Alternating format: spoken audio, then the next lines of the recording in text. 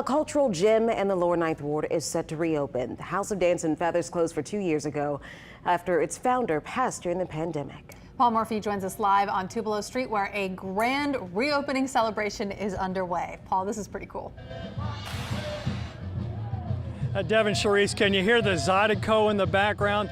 There is a party going on down here in the Lower Ninth Ward, and judging from the crowd gathering here on Tupelo Street, folks are certainly excited. This local landmark is back.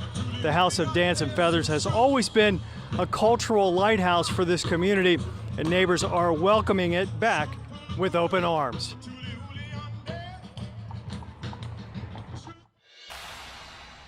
I said we come here today, we're gonna tell them why. In the backyard of a home in the Lower Ninth Ward of New Orleans sits a tiny museum with a mighty story to tell.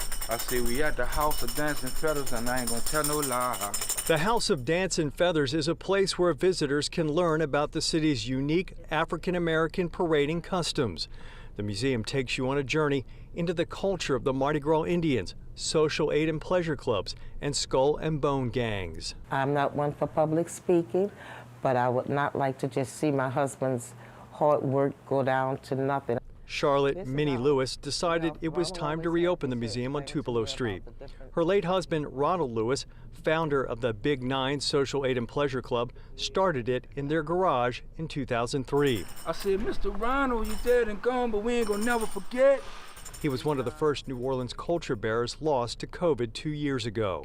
After Lewis passed, the museum went dark. As long as we have this place, we're gonna always have Ronald, not just in my heart, but in hearts of other people. And he'll never be forgotten that way.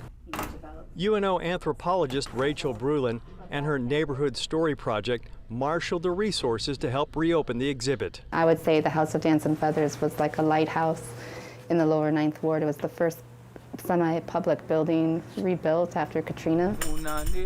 Chief Kenny Young from the 8th Ward Black Seminoles says it's vital to keep the museum going. Just to teach the heritage so kids will know that they can get involved and it can help save their lives. And we could teach the world who we are like he did, you know, through the culture.